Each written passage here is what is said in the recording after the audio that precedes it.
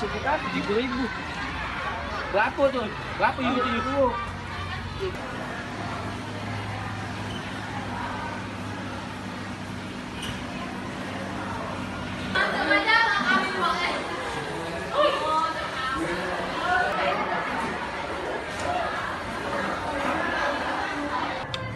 Untuk sementara kalau sekolah kita ini belum menggunakan jadwal yang baru, kita masih pakai yang lama, jadi kami masuk 6.40 sampai 13.25 untuk tiap hari sekolah.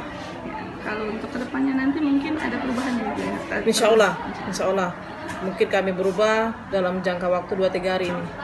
Untuk semua siswa di SMA 2 dan SMA lainnya, silakan kalau pagi pakai masker atau pakai yang alat bantu yang lain. Kemudian jangan lupa minum air putih 8 gelas setiap harinya, lebih kurang. Kemudian makan jangan sembarangan, jajan jangan sembarangan. Kemudian ciptakanlah hidup bersih. Terima kasih.